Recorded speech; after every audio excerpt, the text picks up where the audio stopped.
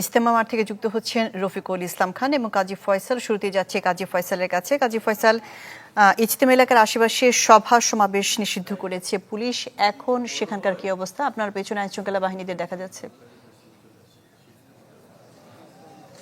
শাহনাজ, এখন এখানকার অবস্থা খুবই স্বাভাবিক বলা যায়। এখানে সাতপন্থী যারা অবস্থান নিয়েছিলেন তাদের ঊর্ধ্বতন পর্যায় থেকে অর্থাৎ মুরব্বী পর্যায় থেকে যখন নির্দেশনা আসলো যে তারা এই ময়দান ছেড়ে দিবেন, এবং এই ঘোষণার পর থেকে মূলত ময়দানটি ছেড়ে দিতে শুরু করেছে সাতপন্থী তাবলিগ জামাতে যারা রয়েছেন তারা। আমরা যদি একটু ক্যামেরা ঘুরিয়ে দেখাই, আপনি দেখবেন যে এখানে কি অসংখ্য সাতপন্থী রয়েছেন, যারা মুসল্লি রয়েছেন তারা কিন্তু এই সড়ক দিয়ে হেঁটে চলে যাচ্ছেন। তারা তাদের মাল সামানা নিয়ে তারা ছুটে চলছেন তাদের নিজ নিজ গন্তব্যে। তো এখানে কিন্তু যে কোনো ধরনের অপ্রীতিকর পরিস্থিতি মোকাবেলায় আইনশৃঙ্খলা রক্ষাকারী বাহিনীর সদস্যরা উপস্থিত রয়েছে। এখানে আমরা দেখতে পাচ্ছি যে সেনাবাহিনীর সদস্যরা উপস্থিত রয়েছে, বিজিবি সদস্যরা উপস্থিত রয়েছে, এছাড়াও র্যাবের সদস্যরা কিন্তু এখানে উপস্থিত রয়েছে।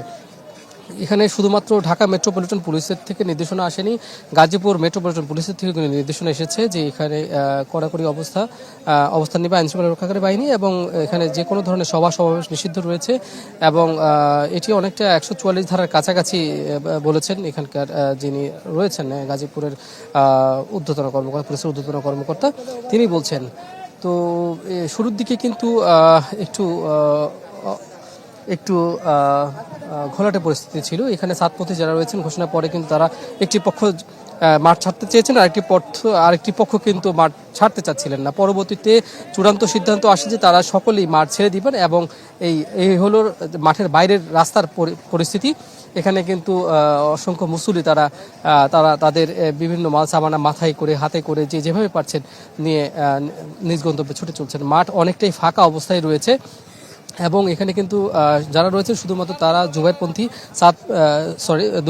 এখানে যারা রয়েছেন তারা সাতপন্থী, জুবাইরপন্থী কেউ এখানে নেই, তারা আগেই মাঠ ছেড়ে চলে গেছেন।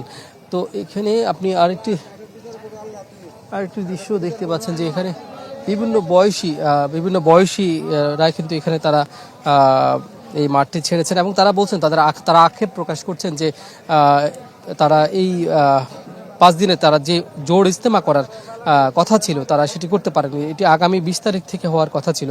ইতিমধ্যে এর আগে কিন্তু জুবাইরপন্থী তারা কিন্তু 5 দিনে জোড় ইজতেমা সম্পন্ন করেছেন, এবং তারা ইজতেমা সম্পন্ন করার পরে কিন্তু মাঠ ছেড়ে যাননি। সাতপন্থীদের ইজতেমা যেহেতু সামনে ছিল, এই কারণে তারা মাঠে আসছিলেন, মাঠে আসার জন্য তারা উপস্থিত হওয়ার জন্য তারা এখানে এসেছিলেন, কিন্তু এখানে জুবাইরপন্থী তারা বাধা দেয় এবং হামলা চালায়, এবং পরবর্তীতে সাতপন্থী তারাও কিন্তু পাল্টা হামলা চালায়। পরিস্থিতিতে কিন্তু প্রথম দিকে আমরা সকাল পর্যন্ত 3 জন নিহতের তথ্য আমাদের কাছে ছিল। ফয়সাল, আরেকটি বিষয়ে জানা ছিল, যেসব মুসল্লিরা মাঠ ছাড়ছেন দেখতে পাচ্ছি তারা অনেকেই বয়স্ক। তারা যেন তাদের নির্দিষ্ট গন্তব্যে পৌঁছাতে পারেন, তাদের নির্দিষ্ট কোনো জায়গায় পৌঁছে দেওয়ার মতো সরকারের পক্ষ থেকে কোনো যাতায়াতের ব্যবস্থা করা হচ্ছে কিনা বা যানবাহনের ব্যবস্থা করা হচ্ছে কিনা? বছর শেষের খুশি নগদে হবে বেশি। নগদ পেমেন্টে নির্দিষ্ট ক্যাটাগরির কেনাকাটায় 300 টাকা পর্যন্ত ক্যাশব্যাক। না, এই ধরনের কোনো, তারা প্রত্যেকে নিজ নিজ ব্যবস্থায় যাবেন বলে আমরা জানতে পেরেছি। সরকারের পক্ষ থেকে যাতায়াতের জন্য কোনো ব্যবস্থা করা হয়নি, তবে পথিমধ্যে যাতে কোনো ধরনের হামলা বা এই ধরনের কোনো সংঘর্ষের ঘটনা না ঘটে সেই জন্য পর্যাপ্ত পরিমাণে নিরাপত্তা ব্যবস্থা নিয়েছে প্রশাসন এবং আইনশৃঙ্খলা রক্ষাকারী বাহিনীর সদস্যরা। এবং পথের মধ্যে কিন্তু আপনার বিভিন্ন স্পটগুলো এবং এই মাঠের যেই কয়েকটি গেট রয়েছে, বাইরের গেট রয়েছে, প্রত্যেকটি গেটেই কিন্তু সেনাবাহিনীর সদস্য, র্যাব সদস্য, পুলিশ সদস্য তারা উপস্থিত রয়েছে, এবং তারা নিরাপত্তা বিধানের জন্য তারা সর্বোচ্চ চেষ্টা করছে। এবং এই ঘটনায় কিন্তু আমরা কিছুক্ষণ আগেও কিন্তু গাজীপুর মেট্রোপলিটন পুলিশের যে উপপুলিশ কমিশনার রয়েছেন তিনি বলেছেন যে এই ঘটনায় এখন পর্যন্ত কোনো মামলা হয়নি, তবে অবশ্যই মামলা গ্রহণ করা হবে যদি যারা নিহত হয়েছেন তাদের স্বজনরা যদি মামলা করতে আসেন, কিংবা তাদের পক্ষ থেকে যদি মামলা করতে আসে তারা অবশ্যই সেই অনুযায়ী ব্যবস্থা নেবেন। এবং এই ঘটনায় এখন পর্যন্ত কেউ আটক নেই সেই তথ্য কিন্তু আমাদের কাছে রয়েছে। এবং এই ঘটনায় কিন্তু সর্বশেষ যে তথ্য রয়েছে, স্বরাষ্ট্র উপদেষ্টা যেটি বলেছেন যে এই ঘটনায় এখন পর্যন্ত মোট 4 জন নিহত হয়েছেন। এর মধ্যে 3 জনের পরিচয় কিন্তু ইতিমধ্যেই আপনারা জেনেছেন যে তারা বগুড়ার রয়েছেন, ঢাকার মেরাদিয়ার একজন রয়েছেন। আসলে এখানে যারা বৃদ্ধ রয়েছেন তারা কিন্তু নিজ ব্যবস্থায় কিন্তু এখানে এই মাঠে এসেছিলেন এবং নিজ ব্যবস্থায় তারা ছুটে চলছেন। এখানে শুধুমাত্র বৃদ্ধ না, অনেক শিশুরা কিন্তু তাদের সাথে এসে এই জোড় ইজতেমায় যুক্ত হয়েছিল। তো আসলে এখন পর্যন্ত এখানকার পরিস্থিতি খুব স্বাভাবিকই রয়েছে এবং হয়তো বিকেলের মধ্যে সন্ধ্যা নাগাদ এই পুরো মাঠটি ফাঁকা হয়ে যাবে এবং এখানে আর কেউ অবস্থান নেবেন না এবং পরবর্তীতে সরকারের যে আইনশৃঙ্খলা রক্ষাকারী বাহিনীর সদস্য রয়েছেন তারা পুরো মাঠটি কিন্তু তারা তাদের নিয়ন্ত্রণে নেবেন। যেহেতু এখানে বলা হয়েছে নির্দেশনা যে গাজীপুর মেট্রোপলিটন পুলিশের পক্ষ থেকে যে ধরনের নির্দেশনা দেওয়া হয়েছে যে এই নির্দেশনা অনুযায়ী কিন্তু এই ইজতেমা ময়দান এবং ইজতেমার আশপাশের যে 3 কিলোমিটার এলাকা রয়েছে এই এলাকায় কিন্তু জনসাধারণের চলাচলে কিন্তু খুবই সীমিত করা হয়েছে, অর্থাৎ 2-এর অধিক কোনো ব্যক্তি একসঙ্গে এই স্থানে চলাচল করতে পারবেন না। যদি চলাচল করেন সেটি আইনের লঙ্ঘন হবে, তাদের বিরুদ্ধে ব্যবস্থা নেওয়া হবে।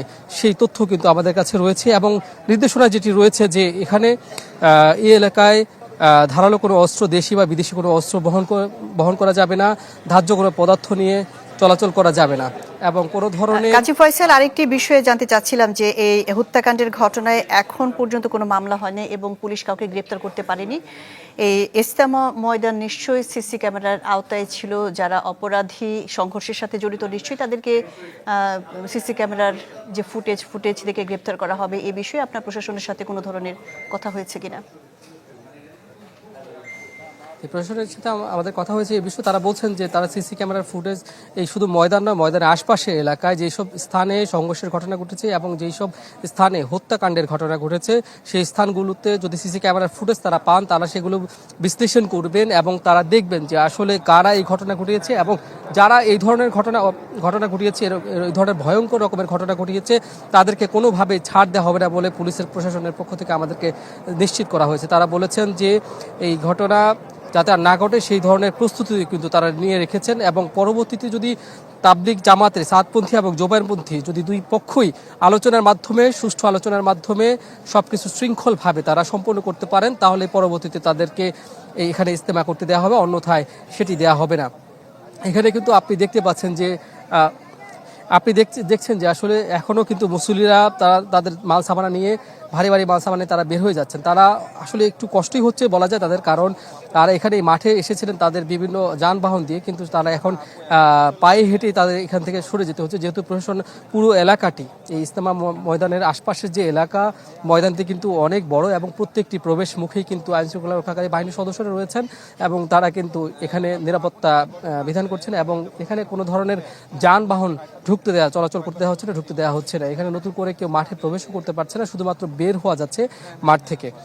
এবং তারা বলছেন এখানে মুসল্লি যারা রয়েছেন তারা একটি দাবি জানাচ্ছেন তাদেরকে যেন 5 দিনের যে জোড় ইজতেমা হওয়ার কথা ছিল 20 তারিখ থেকে সেটি যেন তাদেরকে করতে দেওয়া হয়। তাদের আক্ষেপ তাদেরকে যেহেতু জোবায়েরপন্থী যারা রয়েছেন তারা 5 দিনের জোড় ইজতেমা করেছেন ইতিমধ্যে এবং করার পরেও তারা এই মাঠে অবস্থান নিয়েছেন এই সাতপন্থী যারা আছে তাদেরকে প্রতিহত করার জন্য এবং সেই উদ্দেশ্যে কিন্তু জোবায়েরপন্থী যারা অবস্থান নিয়েছিলেন তারা তো নিয়েই রেখেছেন, মাঠে ছিলেনই।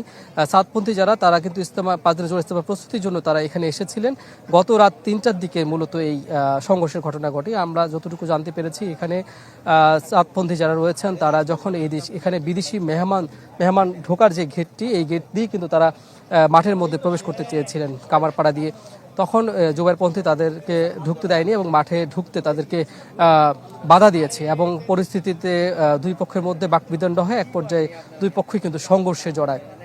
এখন যারা এই ঘটনায় এই সংঘর্ষে নিহত হয়েছেন তাদের পরিচয়, নাম, ঠিকানা পাওয়া গেলেও আসলে তারা কোন পন্থী বা তারা আসলে কাদের লোক সেটি কিন্তু এখনও নিশ্চিত হওয়া যায়নি। দুই পক্ষই কিন্তু আমাদের গণমাধ্যমের কাছে দাবি করছেন যে এখানে যারা নিহত হয়েছেন তারা তাদেরই লোক।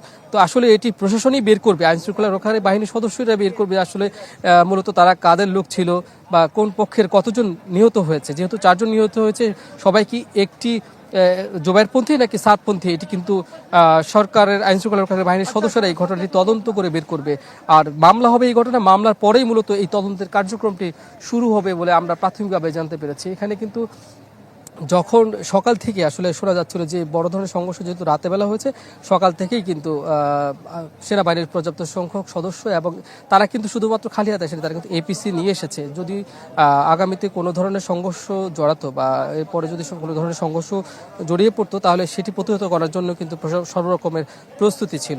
তো পুলিশের পক্ষ থেকে আরও একটি বিষয় আমাদেরকে জানানো হয়েছে যে সংঘর্ষের পরে শুধুমাত্র 4 জন নিহত হয়নি, এই ঘটনায় আহত অর্ধশতের মতো ব্যক্তি তারা এখানকার স্থানীয় বিভিন্ন হসপিটালে তারা চিকিৎসা নিয়েছে এবং কাজী পরবর্তীতে ফয়সাল, আরেকটি বিষয় জানতে চাচ্ছিলাম যে সেখানে যা হয়েছে অবশ্যই খারাপ হয়েছে। অনেক বয়স্ক মানুষজন অনেক দূর রাস্তা তাদের মানে বস্তা বেডিং নিয়ে হেঁটে বেড়াচ্ছেন। কোনো স্বেচ্ছাসেবক সংগঠন বা সরকারের কোনো পক্ষ থেকে কেউ কি তাদের পানীয়, কোনো ধরনের পানীয় অথবা হালকা খাবারের ব্যবস্থা করছে কিনা, চোখে পড়ছে কি?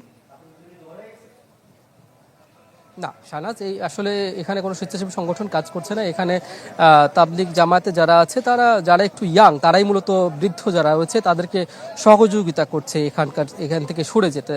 যারা তরুণ রয়েছে তারাই মূলত মাল সাবানা টেনে যাচ্ছে। তবে কিছু কিছু বৃদ্ধকে আমরা দেখতে পাচ্ছি যে তারাও কিন্তু খুব ওজন নিয়ে কিন্তু চলাফেরা করছেন এবং তারা এই স্থানটি ত্যাগ করছেন। এটি তাদের জন্য একটু কষ্টসাধ্য হচ্ছে এবং এখানে আসলে কেউ সহযোগিতা করছে। শুধুমাত্র আইন শৃঙ্খলা রক্ষাকারী বাহিনীর সদস্যরা নিরাপত্তা নিশ্চিত করার জন্য এখানে উপস্থিত রয়েছেন, আর রয়েছে আমরা গণমাধ্যম কর্মীরা। সাধারণ মানুষও কিন্তু এই এলাকা দিয়ে আমরা চলাচল করতে দেখছি না শাহনাজ। তো আসলে একটি বিষয় আপনি দেখবেন যে আমরা এই মুহূর্তে দাঁড়িয়ে আছি যে গেট দিয়ে মূলত যেখান থেকে মূলত সংঘর্ষের ঘটনাটা শুরু হয়েছিল, সেই কামারপাড়া সংলগ্ন বিদেশি মেহমানদের প্রবেশের যে গেট সেখানে রয়েছে। আমরা আজকে দুপুরে যখন আমরা এখানে ছিলাম তখনও আমরা দেখেছি যে এখানে পুরোপুরি প্রস্তুতি নিয়ে ছিল এবং নতুন করে কিন্তু অনেক এই সাতপন্থী যারা আছেন তারা কিন্তু এখানে এসেছিলেন এবং তারা সর্বরকম প্রস্তুতি নিয়ে রেখেছে। তারা অজুর ইস্তেমা করে তারা এই জায়গাটি ত্যাগ করবে। তারা কিন্তু তাঁবু টানিয়েছিলেন, তারা খাবার দাবার রান্না করছিলেন, সব কিছুই কিন্তু তারা এখানে সম্পন্ন করছিলেন। পরবর্তীতে জোহর নামাজের পর, যখন জোহর নামাজের আগে থেকে বৈঠক চলছিল মন্ত্রণালয়, স্বরাষ্ট্র উপদেষ্টা সহ অন্যান্য সরকারের মহলের সঙ্গে, এবং পরবর্তীতে দুই পক্ষ, সাতপন্থী এবং জুবাইরপন্থী দুই পক্ষের সাথে কিন্তু সরকারের ঊর্ধ্বতন মহলের বৈঠক হয় এবং কিভাবে এটি শান্তিপূর্ণভাবে সম্পন্ন করা যায় সেই বিষয়টি কিন্তু তারা আলোচনা করেছিলেন। তো আসলে এখন পর্যন্ত এখানকার পরিস্থিতি অনেকটাই স্বাভাবিক রয়েছে, কোনো ধরনের ঝুঁকি আমরা দেখতে পাচ্ছি না। আইনশৃঙ্খলা রক্ষাকারী বাহিনী পর্যাপ্ত নিরাপত্তা বিধান করছে। শাহনাজ, এখান থেকে এই ছিল আমার কাছে সর্বশেষ তথ্য। জি কাজী ফয়সাল, আপনি খবর সংগ্রহ করতে থাকুন। টঙ্গী থেকে আমাদের সাথে যুক্ত হয়েছিলেন কাজী ফয়সাল, জানাচ্ছিলেন সেখানকার এখনকার পরিস্থিতি।